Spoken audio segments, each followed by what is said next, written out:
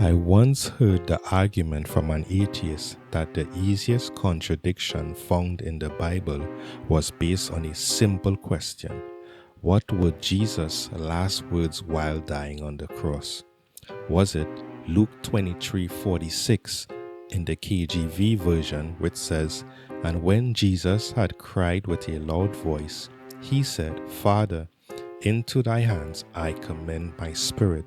And having said thus, he gave up the ghost."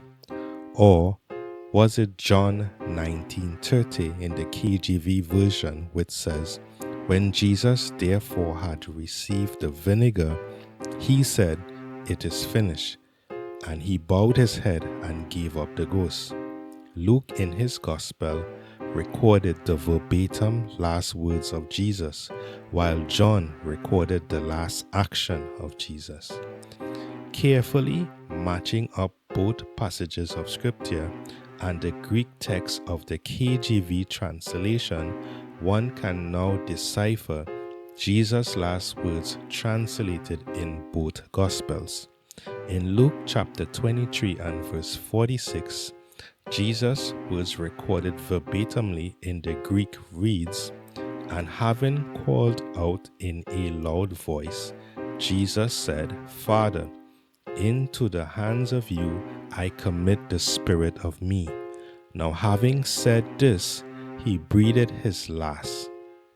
A look at John's Greek's version in John chapter 19 and verse 30, it reads, "When therefore he took the sour wine, Jesus said, It has been finished.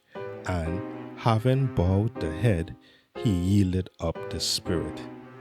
In John's KJV version gospel, the English translation "gave up the ghost," or the Greek rendering "yielded up the spirit," is the same action in Luke's gospel "to commend my spirit," or "I commit my spirit."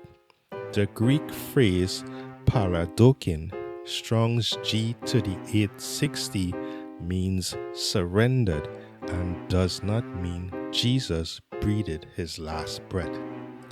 This argument is basically a translation issue and not a textual contradiction.